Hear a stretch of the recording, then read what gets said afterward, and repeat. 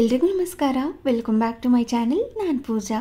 ಇವತ್ತು ಗುರುವಾರ ಬೆಳಗಿನ ತಿಂಡಿಗೆ ಮಲೈ ಸೋಯಾ ಪುಲಾವ್ ಮಾಡ್ಕೊಂಡಿದ್ದೆ. ಅದಕ್ಕೆ ಕಾಂಬಿನೇಷನ್ ಆಗಿ ಗ್ರೀನ್ ಬೂಂದಿ ರಾಯ್ತಾನ ಮಾಡ್ಕೊಂಡಿದ್ದೆ. ಆ ರೆಸಿಪಿ ಕೂಡ ಶೇರ್ ಮಾಡ್ತೀನಿ. ಹಾಗೆಯೇ ವೆಜ್ ಕುರ್ಮಾ ಮಾಡ್ಕೊಳ್ಳೋದಕ್ಕೆ ಪ್ರಿಪೇರ್ ಕೂಡ ಮಾಡ್ಕೋತಾ ಇದ್ದೆ, ಶೂಟ್ ಮಾಡ್ಕೊಳ್ಳೋದಕ್ಕೆ ಅಂತ. ನಾನು ಹೇಗೆಲ್ಲ ರೆಡಿ ಮಾಡ್ಕೋತೀನಿ ಅನ್ನೋದನ್ನು ಕೂಡ ಶೇರ್ ಮಾಡ್ತೀನಿ. ಹಾಗೆ ಒಂದು ಬ್ಲೌಸ್ಗೆ ಈ ರೀತಿ ಡಿಸೈನ್ ಮಾಡ್ಕೊಂಡಿದ್ದೆ. ನಾನು ಮೊದಲೇ ತೋರಿಸಿದ್ನಲ್ವ, ಆ ಡಿಸೈನ್ನ ಹೇಗೆ ಮಾಡ್ಕೊಂಡೆ ಅಂತ ಕೂಡ ಶೇರ್ ಮಾಡ್ತೀನಿ. ವಿಡಿಯೋನ ಎಲ್ಲೂ ಕೂಡ ಸ್ಕಿಪ್ ಮಾಡದೆ ನೋಡಿ. ಬೆಳಗಿನ ತಿಂಡಿಗೆ ಮಲೈ ಸೋಯಾ ಪುಲಾವ್ ಮಾಡ್ಕೊಂಡಿದ್ದೆ ಅಂತ ಹೇಳಿದೆ ಅಲ್ವಾ. ತುಂಬಾ ಡಿಫ್ರೆಂಟಾಗಿರುತ್ತೆ, ಹಾಗೆ ತುಂಬಾ ಟೇಸ್ಟಿಯಾಗಿರುತ್ತೆ. ಮಾಡ್ಕೊಳ್ಳೋದು ಕೂಡ ಅಷ್ಟೇ ಸುಲಭ. ಅದನ್ನೇ ಮಾಡ್ಕೊಳ್ಳೋದಕ್ಕೆ ಮೊದಲಿಗೆ ಇಲ್ಲಿ ಅಕ್ಕಿನ ನೆನೆ ಹಾಕ್ಕೊಂಡಿರ್ತೀನಿ. ನಾನು ಯಾವುದೇ ಪುಲಾವ್ ಮಾಡೋದಕ್ಕಿಂತ ಮುಂಚೆ, ಅನ್ನ ಮಾಡೋದಕ್ಕಿಂತ ಮುಂಚೆ ಅಕ್ಕಿನ ನೆನೆ ಹಾಕ್ಕೊಂಡಿರ್ತೀನಿ, ನಿಮಗೆಲ್ಲ ಗೊತ್ತೇ ಇದೆ. ಹಾಗೆಯೇ ಇಲ್ಲಿ ಸೋಯಾ ಚಂಕ್ಸ್ನ ಬಿಸಿ ನೀರಲ್ಲಿ ಸ್ವಲ್ಪ ನೆನೆಸ್ಕೋಬೇಕು. ಅದಕ್ಕೋಸ್ಕರ ಬಿಸಿ ನೀರನ್ನು ಕೂಡ ಕಾಯಲಿಕ್ಕೆ ಇಟ್ಕೊಂಡಿದ್ದೀನಿ. ಹಾಗೆ ಸೈಡಲ್ಲಿ ಹಾಲನ್ನು ಕೂಡ ಕಾಯಲಿಕ್ಕೆ ಇಟ್ಕೋತೀನಿ. ಬೇಗ ಅಡುಗೆ ಕೂಡ ಆಗುತ್ತೆ, ಹಾಗೆಯೇ ಕಾಫಿ ಮಾಡ್ಕೊಳ್ಳೋದಕ್ಕೂ ಕೂಡ ಈಸಿ ಆಗುತ್ತೆ ಅಂತ ಹಾಲನ್ನು ಕೂಡ ಕಾಯಲಿಕ್ಕೆ ಇಟ್ಕೊಂಡು ಇಲ್ಲಿ ಬಿಸಿ ನೀರಿಗೆ ಸೋಯಾ ಚಂಕ್ಸ್ನ ಹಾಕ್ಕೊಳ್ತಾ ಇದ್ದೀನಿ. ಇಲ್ಲಿ ನಾನು ಮಿನಿ ಸೋಯಾ ಚಂಕ್ಸ್ನ ತೊಗೊಂಡಿದ್ದೀನಿ. ಬೇಕು ಅಂದರೆ ಮೀಡಿಯಮ್ ಸೈಜಲ್ಲಿರೋದು ದಪ್ಪ ಸೋಯಾ ಚಂಕ್ಸ್ ಕೂಡ ತೊಗೋಬೋದು. ಮಿನಿ ತೊಗೊಂಡ್ರೆ ತುಂಬಾ ಚೆನ್ನಾಗಿರುತ್ತೆ, ಅಂದರೆ ಜಾಸ್ತಿ ದಪ್ಪ ಅಂತಲೂ ಅನಿಸೋದಿಲ್ಲ. ಮಧ್ಯದಲ್ಲಿ ಒಂದೊಂದು ಸಿಗ್ತಾ ಇರುತ್ತೆ, ತುಂಬಾ ಟೇಸ್ಟಿಯಾಗಿರುತ್ತೆ ಅಂತ. ದಪ್ಪದಾಗಿರುವಂಥದ್ದನ್ನು ತೊಗೊಂಡ್ರೆ ಬಿಸಿ ನೀರಲ್ಲಿ ನೆನೆಸಿದ ತಕ್ಷಣ ಅದು ಇನ್ನೊಂದು ಸ್ವಲ್ಪ ದಪ್ಪ ಆಗುತ್ತೆ, ಒಂದೇ ಕಡೆ ಸಿಕ್ಬಿಡುತ್ತೆ ತಿನ್ನೋವಾಗ. ಚಿಕ್ಕದು ಸಿಗ್ತಾ ಇದ್ದರೆ ಚೆನ್ನಾಗಿರುತ್ತೆ ಅಂತ ಆದಷ್ಟು ಮಿನಿ ಸೋಯಾ ಚಂಕ್ಸ್ನೇ ತರಿಸ್ಕೊಂಡಿರ್ತೀನಿ. ಹಾಗೆ ಇದಕ್ಕೆ ಸ್ವಲ್ಪ ಮಸಾಲೆನ ರುಬ್ಕೋಬೇಕು. ಅದಕ್ಕಿಂತ ಮುಂಚೆ ಮಸಾಲೆಗೆ ಬೇಕಾಗಿರುವಂತಹ ಶುಂಠಿ, ಬೆಳ್ಳುಳ್ಳಿ, ಈರುಳ್ಳಿನೆಲ್ಲ ಸಿಪ್ಪೆ ತೆಗೆದು ಕಟ್ ಮಾಡಿಕೊಂಡು, ಹಾಗೆಯೇ ಹಸಿಮೆಣಸಿನ್ಕಾಯಿನೂ ಕೂಡ ಎತ್ತಿಟ್ಕೊಂಡಿದ್ದೀನಿ. ಇವಾಗ ಒಂದು ಚಿಕ್ಕ ಮಿಕ್ಸಿ ಜಾರ್ಗೆ ಅರ್ಧ ಇಂಚಷ್ಟು ಶುಂಠಿನ ಸಿಪ್ಪೆ ತೆಗೆದು ಸೇರಿಸ್ಕೊಂಡಿದ್ದೀನಿ. ಹಾಗೆ 4ರಿಂದ 5 ಎಸ್ಲಷ್ಟು ಬೆಳ್ಳುಳ್ಳಿನ ಸಿಪ್ಪೆ ತೆಗೆದು ಸೇರಿಸ್ಕೋಬೇಕು. ದಪ್ಪ ಎಸ್ಲಾದರೆ ಸ್ವಲ್ಪ ಸೇರಿಸ್ಕೊಳ್ಳಿ, ಸಣ್ಣ ಎಸ್ಲಾದರೆ ಸ್ವಲ್ಪ ಜಾಸ್ತಿನೇ ಸೇರಿಸ್ಕೊಳ್ಳಿ. ಹಾಗೆ ಖಾರಕ್ಕೆ ತಕ್ಕಂತೆ ಹಸಿಮೆಣಸಿನ್ಕಾಯಿ, ಸ್ವಲ್ಪ ಈರುಳ್ಳಿನ ಈ ರೀತಿ ಕಟ್ ಮಾಡಿ ಸೇರಿಸ್ಕೊತಾ ಇದ್ದೀನಿ. ಇಷ್ಟನ್ನು ಹಾಕಿದ ನಂತರ ಇದಕ್ಕೆ ಸ್ವಲ್ಪ ಗೋಡಂಬಿನೂ ಕೂಡ ಸೇರಿಸ್ಕೋಬೇಕು, ತುಂಬಾ ಟೇಸ್ಟಿಯಾಗಿ ಬರುತ್ತೆ. ಇದಕ್ಕೆ ಸ್ವಲ್ಪ ನೀರನ್ನು ಹಾಕಿ ಸ್ಮೂತಾಗಿ ಈ ರೀತಿ ಪೇಸ್ಟ್ ರೀತಿ ಮಾಡ್ಕೋಬೇಕು. ನಂತರ ಇವಾಗ ಸೋಯಾ ಚಂಕ್ಸ್ ಬಿಸಿ ನೀರಲ್ಲಿ ಸ್ವಲ್ಪ ಹೊತ್ತು ನೆಂದಿರುತ್ತಲ್ವ, ಇದನ್ನು ಬೆಚ್ಚಗಾಗೋ ತನಕ ಬಿಟ್ಟು ಮತ್ತೆ ಆ ನೀರಲ್ಲಿರುವಂತಹ ಸೋಯಾ ಚಂಕ್ಸ್ನೆಲ್ಲ ತೆಗೆದು ಅದರಲ್ಲಿರುವಂಥ ನೀರನ್ನೆಲ್ಲ ಹಿಂಡಿ ಒಂದು ಪ್ಲೇಟ್ಗೆ ಸೇರಿಸ್ಕೊತಾ ಇದ್ದೀನಿ. ಈ ರೀತಿ ಚೆನ್ನಾಗಿ ನೆನೆಸ್ಕೊಂಡ್ರೆ ತುಂಬ ಚೆನ್ನಾಗಿ ಬೇಯುತ್ತೆ, ಹಾಗೆ ಟೇಸ್ಟ್ ಕೂಡ ತುಂಬ ಚೆನ್ನಾಗಿರುತ್ತೆ. ಕೆಲವೊಂದು ಸರಿ ಮಣ್ಣು ಥರ ಫೀಲ್ ಆಗ್ತಾ ಇರುತ್ತೆ, ಅದಕ್ಕೋಸ್ಕರ ಈ ರೀತಿ ಕ್ಲೀನ್ ಮಾಡ್ಕೊಳ್ಳೋದು. ಮತ್ತು ತಣ್ಣೀರಿನಲ್ಲಿ ಇನ್ನೊಂದು ಸಾರಿ ಈ ಸೋಯಾ ಚಂಕ್ಸ್ನ ಮುಳುಗಿಸಿ ಮತ್ತೆ ಅದರಲ್ಲಿರುವಂಥ ನೀರನ್ನೆಲ್ಲ ತೆಗೆದು ಒಂದು ಪ್ಲೇಟ್ಗೆ ಸೇರಿಸ್ಕೊಂಡು ಎತ್ತಿಟ್ಕೊಂಡಿದ್ದೀನಿ. ಹಾಗೆ ಸ್ವಲ್ಪ ಕೊತ್ತಂಬರಿ ಸೊಪ್ಪು, ಪುದೀನ ಸೊಪ್ಪನ್ನು ಕೂಡ ಸಣ್ಣದಾಗಿ ಕಟ್ ಮಾಡ್ಕೋಬೇಕು. ಈ ರೀತಿ ಎಲ್ಲವನ್ನು ಕೂಡ ರೆಡಿ ಮಾಡಿ ಇಟ್ಕೊಂಡ್ರೆ ಈ ಮಲೈ ಸೋಯಾ ಪುಲಾವ್ನ ಮಾಡ್ಕೊಳ್ಳೋದು ತುಂಬಾ ಸುಲಭ. ಇವಾಗ ಹೇಗೆ ಮಾಡ್ಕೊಳ್ಳೋದು ಅಂತ ತೋರಿಸ್ತಾ ಇದ್ದೀನಿ. ಒಂದು ಕುಕ್ಕರ್ನ ಬಿಸಿ ಮಾಡಲಿಕ್ಕೆ ಇಟ್ಕೊಂಡು ಅದಕ್ಕೆ ಸ್ವಲ್ಪ ಎಣ್ಣೆ, ಹಾಗೆಯೇ ಸ್ವಲ್ಪ ತುಪ್ಪನೂ ಕೂಡ ಸೇರಿಸಿ ಅದಕ್ಕಾದ ನಂತರ ನಾರ್ಮಲ್ ಆಗಿ ಪುಲಾವ್ಗಳಿಗೆಲ್ಲ ಹಾಕ್ಕೋತೀವಲ್ವ, ಈ ಚಕ್ಕೆ, ಲವಂಗ, ಏಲಕ್ಕಿ, ಸ್ಟಾರ್ ಫ್ಲವರ್, ಪುಲಾವ್ ಎಲೆ, ಸೋಂಪು ಇದನ್ನೆಲ್ಲ ಸೇರಿಸ್ಕೊತಾ ಇದ್ದೀನಿ. 1-2 ನಿಮಿಷ ಈ ಸ್ಪೈಸಸ್ನೆಲ್ಲ ಎಣ್ಣೆನಲ್ಲೇ ಬಿಟ್ಟರೆ ಅದರಲ್ಲಿರುವಂಥ ಫ್ಲೇವರ್ ಎಲ್ಲ ಬಿಟ್ಕೊಂಡಿರುತ್ತೆ. ಸೊ ಹಾಗಾಗಿ 1-2 ನಿಮಿಷ ಇದನ್ನು ಹಾಗೇ ಬಿಡಬೇಕು. ನಂತರ ಇದಕ್ಕೆ ಸ್ವಲ್ಪ ಸೋಂಪನ್ನು ಕೂಡ ಹಾಕಿ ಅದಾದ ನಂತರ ಕಟ್ ಮಾಡಿ ಇಟ್ಕೊಂಡಿರುವಂತಹ ಈರುಳ್ಳಿನ ಹಾಕಿ ಸ್ವಲ್ಪ ಹೊತ್ತು ಚೆನ್ನಾಗಿ ಇದನ್ನು ಮಿಕ್ಸ್ ಮಾಡಿಕೊಂಡು ಫ್ರೈ ಮಾಡ್ಕೋಬೇಕು. ಈರುಳ್ಳಿ ಈ ರೀತಿ ಟ್ರಾನ್ಸ್ಪರೆಂಟ್ ಆಗೋ ತನಕ ಫ್ರೈ ಮಾಡಿಕೊಂಡು ನಾವು ನೀರಿನಲ್ಲಿ ನೆನೆಸಿಟ್ಕೊಂಡಿದ್ದಂತಹ ಸೋಯಾ ಚಂಕ್ಸ್ನೆಲ್ಲ ಇದರೊಳಗಡೆ ಸೇರಿಸಿ ರುಬ್ಬಿ ಇಟ್ಕೊಂಡಿರುವಂಥ ಮಸಾಲ ಪೇಸ್ಟನ್ನು ಕೂಡ ಇದರೊಳಗಡೆ ಸೇರಿಸ್ಕೊತಾ ಇದ್ದೀನಿ. ಮಿಕ್ಸಿ ಜಾರ್ಗೆ ಸ್ವಲ್ಪ ಮಾತ್ರ ನೀರನ್ನು ಹಾಕಿ ಅದನ್ನು ಕೂಡ ಸೇರಿಸ್ಕೊಂಡು ಇದಕ್ಕೆ ಸ್ವಲ್ಪ 1/4 ಕಪ್ನಷ್ಟು ಮೊಸರು, ಹಾಗೆ ಸ್ವಲ್ಪ ಫ್ರೆಶ್ ಕ್ರೀಮ್ನ ಸೇರಿಸ್ಕೊತಾ ಇದ್ದೀನಿ. ಫ್ರೆಶ್ ಕ್ರೀಮ್ ಹಾಕ್ಕೊಳ್ಳೋದ್ರಿಂದ ಈ ಮಲೈ ಸೋಯಾ ಪುಲಾವ್ ತುಂಬ ಅಂದರೆ ತುಂಬಾ ಟೇಸ್ಟಿಯಾಗಿ ಬರುತ್ತೆ. ಅದಕ್ಕೋಸ್ಕರನೇ ಈ ಮಲೈ ಪುಲಾವ್ ಅಂತ ಇರೋದು. ಈ ಫ್ರೆಶ್ ಕ್ರೀಮ್ನ ಹಾಕಿ ಚೆನ್ನಾಗಿ ಇದನ್ನು ಮಿಕ್ಸ್ ಮಾಡಿಕೊಂಡು ಫ್ರೈ ಮಾಡ್ಕೋಬೇಕು. ಮಧ್ಯದಲ್ಲಿ ಸ್ವಲ್ಪ ಉಪ್ಪನ್ನ ಸೇರಿಸಿ ಫ್ರೈ ಮಾಡಿಕೊಂಡ್ರೆ ಮಸಾಲೆ ಮತ್ತು ಸೋಯಾ ಚಂಕ್ಸ್ಗೆಲ್ಲ ಉಪ್ಪು ಚೆನ್ನಾಗಿ ಇಳಿದಿರುತ್ತೆ. ಹಾಗೆಯೇ ಹಸಿ ವಾಸನೆ ಹೋಗೋ ತನಕ ಅದನ್ನು ಫ್ರೈ ಮಾಡಿಕೊಂಡು 1 ಗ್ಲಾಸ್ನಷ್ಟು ಅಕ್ಕಿಗೆ 2 ಗ್ಲಾಸ್ನಷ್ಟು ನೀರನ್ನು ಸೇರಿಸ್ಕೋಬೇಕು. ನಾವು ಮಿಕ್ಸಿ ಜಾರ್ಗೆ ಸ್ವಲ್ಪ ನೀರನ್ನು ಸೇರಿಸ್ಕೊಂಡು ಹಾಕ್ಕೊಂಡಿದ್ವಿ ಅಲ್ವಾ, ಸೊ ಹಾಗಾಗಿ ಇಲ್ಲಿ 1/4 ಗ್ಲಾಸ್ನಷ್ಟು ನೀರನ್ನು ಹಾಕಿ ಇದನ್ನು ಕುದಿಲಿಕ್ಕೆ ಬಿಡಬೇಕು. ಈ ರೀತಿ ಕುದಿಯೋ ಹಂತದಲ್ಲಿ ನೆನೆಸಿಟ್ಕೊಂಡಿರುವಂಥ ಅಕ್ಕಿನ ಹಾಕಿ ಮೇಲೆ ಸಣ್ಣದಾಗಿ ಕಟ್ ಮಾಡಿ ಇಟ್ಕೊಂಡಿರುವಂಥ ಕೊತ್ತಂಬರಿ ಸೊಪ್ಪು, ಪುದೀನ ಸೊಪ್ಪನ್ನು ಹಾಕಿ ಇನ್ನೊಮ್ಮೆ ಚೆನ್ನಾಗಿ ಮಿಕ್ಸ್ ಮಾಡಿ ಒಂದು ಕುಕ್ಕರ್ ಲಿಡ್ನ ಕ್ಲೋಸ್ ಮಾಡಿ 1-2 ವಿಷಲಷ್ಟು ಕೂಗಿಸ್ಕೊಂಡ್ರೆ ಈ ಮಲೈ ಸೋಯಾ ಪುಲಾವ್ ರೆಡಿಯಾಗಿರುತ್ತೆ.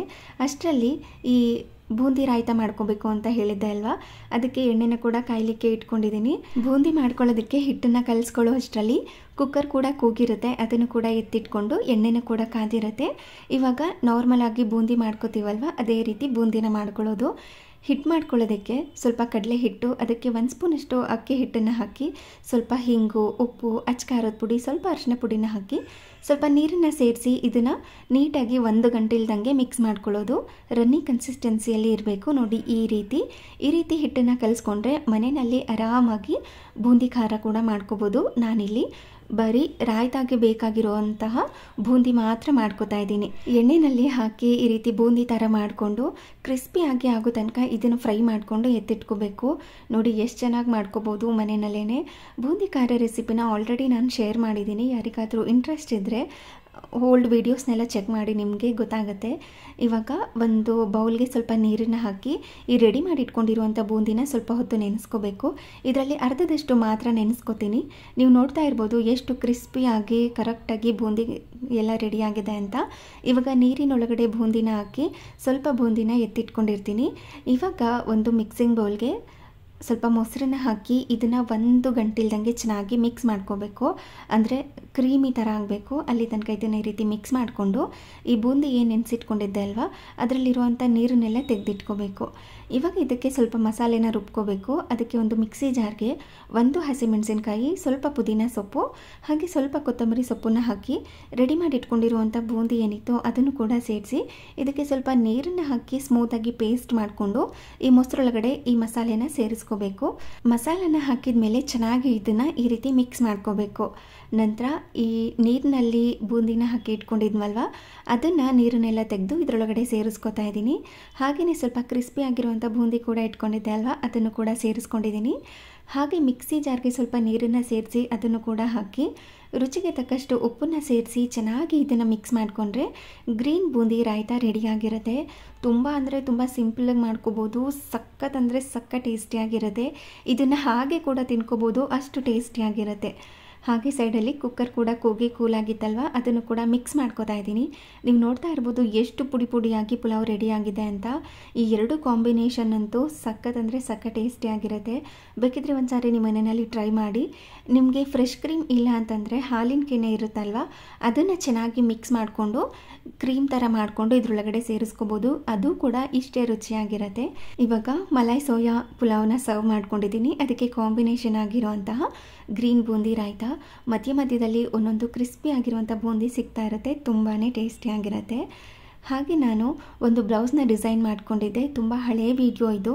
ಈ ರೀತಿ ಡಿಸೈನ್ ಮಾಡ್ಕೊಂಡಿದ್ದೆ. ತುಂಬ ಸಿಂಪಲಾಗಿ ಎಲಿಗೆಂಟಾಗಿ ನಮ್ಮ ಬ್ಲೌಸ್ಗಳಿಗೆ ನಾವೇ ಡಿಸೈನ್ ಮಾಡ್ಕೋಬೋದು. ಮೊದಲೆಲ್ಲ ಈ ರೀತಿ ಬ್ಲೌಸ್ಗಳಿಗೆ ತುಂಬ ಡಿಸೈನ್ ಮಾಡ್ಕೋತಿದ್ದೆ. ತುಂಬ ಹಳೆಯ ವಿಡಿಯೋ ಇದು. ಚೆನ್ನಾಗಿತ್ತಲ್ವ ಡಿಸೈನ್, ಅದಕ್ಕೋಸ್ಕರ ಶೇರ್ ಮಾಡ್ತಾ ಇದ್ದೀನಿ. ಇಲ್ಲಿ 1 ಇಂಚಷ್ಟು ಜರ್ದೋಸಿನ ತೊಗೊಂಡಿದ್ದೀನಿ, ಹಾಗೆ 3/4 ಇಂಚಷ್ಟು ಜರ್ದೋಸಿನ ತೊಗೊಂಡಿದ್ದೀನಿ. ಇವಾಗ ಸೇಮ್ ಕಲರ್ ಬ್ಲೌಸ್ ಯಾವ ಕಲರ್ ಇದೆ ಅಲ್ವಾ ಅದೇ ಕಲರಲ್ಲಿ ಥ್ರೆಡ್ ಕೂಡ ತೊಗೋಬೇಕು.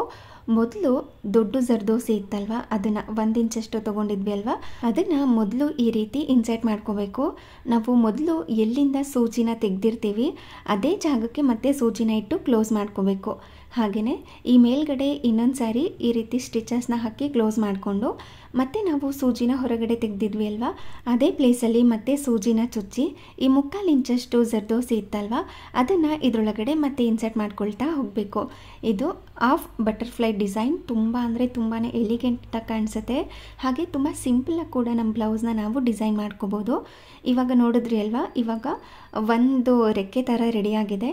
ಮತ್ತು ನಾವು ಸೂಜಿನ ಎಲ್ಲಿ ತೆಗೆದಿದ್ವಿ ಅದೇ ಜಾಗದಲ್ಲಿ ಸೂಜಿನ ತೆಗೆದು ಮತ್ತೆ 1 ಇಂಚಷ್ಟು ಜರ್ದೋಸಿ ಕಟ್ ಮಾಡಿ ಇಟ್ಕೊಂಡಿರ್ತೀವಲ್ವ ಅದನ್ನು ಮತ್ತೆ ಅದೇ ರೀತಿ ಇನ್ಸರ್ಟ್ ಮಾಡ್ಕೋಬೇಕು. ಫಸ್ಟ್ ಯಾವ ರೀತಿ ಮಾಡಿ ಇಟ್ಕೊಂಡಿದ್ವಿ ಅದೇ ರೀತಿ ಮಾಡ್ಕೊಳ್ಳೋದು.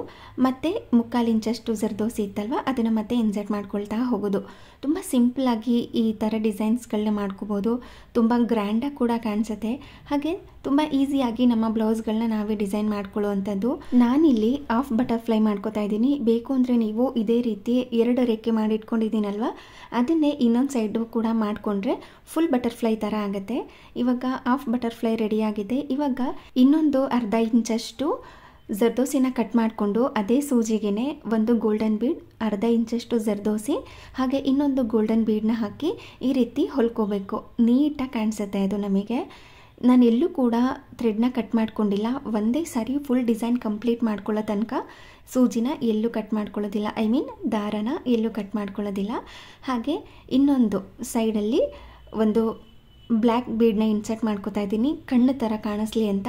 ಹಾಗೆ ಈ ಸೈಡಲ್ಲೂ ಕೂಡ ಇನ್ನೊಂದು ಬ್ಲ್ಯಾಕ್ ಬೀಡನ್ನ ಇನ್ಸರ್ಟ್ ಮಾಡ್ಕೋತಾ ಇದ್ದೀನಿ. ತುಂಬ ಅಂದರೆ ತುಂಬಾ ಬ್ಯೂಟಿಫುಲ್ಲಾಗಿ ಕಾಣಿಸುತ್ತೆ ಇದು. ಇವಾಗ ಎರಡೂ ಸೈಡು ಕೂಡ ರೆಡಿಯಾಗಿದೆ. ಬ್ಯಾಕ್ ಸೈಡ್ ಬಂದು ಇದನ್ನು ನೀಟಾಗಿ ಗಂಟು ಹಾಕಿ ಕ್ಲೋಸ್ ಮಾಡ್ಕೋಬೇಕು. ಎಲ್ಲೂ ಕೂಡ ಕಟ್ ಮಾಡಿದ್ರೆ ಈ ಥ್ರೆಡ್ ಮತ್ತು ಬೀಡ್ಸ್ ಎಲ್ಲ ಹೊರಗಡೆ ಬರಬಾರ್ದು. ಆ ರೀತಿ 1-2-3 ಗಂಟನ್ನ ಹಾಕಿ ಚೆನ್ನಾಗಿ ಇದನ್ನು ಕ್ಲೋಸ್ ಮಾಡ್ಕೋಬೇಕು. ಅದೇ ರೀತಿ ಎಲ್ಲ ಹಾಫ್ ಬಟರ್ಫ್ಲೈ ಕೂಡ ಮಾಡಿಟ್ಕೊಂಡಿದ್ದೀನಿ. ಬರೀ ಶೋಲ್ಡರ್ಗೆ ಮಾತ್ರ ಬರಬೇಕು. ಆ ರೀತಿ ತುಂಬ ಗ್ರ್ಯಾಂಡಾಗಿ ಏನು ಮಾಡ್ಕೊಂಡಿಲ್ಲ, ಬರೀ ಶೋಲ್ಡರ್ಗೆ ಪಿನ್ ಮಾಡಿಕೊಂಡ್ರೆ ರೈಟ್ ಸೈಡ್ ಶೋಲ್ಡರ್ಗೆ ಕಾಣೋ ಥರ ಮಾಡಿಟ್ಕೊಂಡಿರೋದು.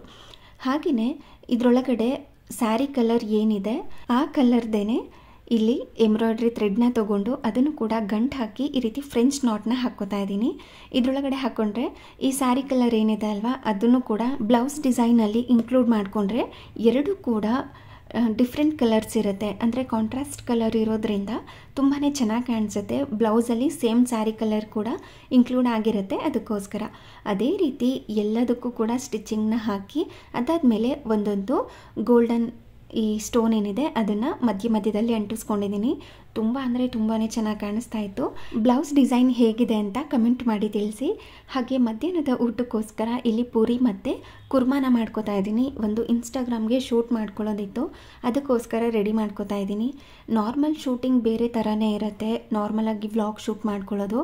ಹಾಗೆ ಇನ್ಸ್ಟಾಗ್ರಾಮ್ಗೆ ಶೂಟ್ ಬೇರೆ ಥರನೇ ಮಾಡ್ಕೋತೀನಿ. ಸ್ವಲ್ಪ ರಿಂಗ್ ಲೈಟ್ ಎಲ್ಲ ಹಾಕಿ ಶೂಟ್ ಮಾಡ್ಕೊಳ್ಳೋದ್ರಿಂದ ಎಲ್ಲನೂ ಕೂಡ ಮೊದಲೇ ರೆಡಿ ಮಾಡಿ ಇಟ್ಕೊಂಡು ಶೂಟ್ ಮಾಡ್ಕೋಬೇಕಾಗತ್ತೆ.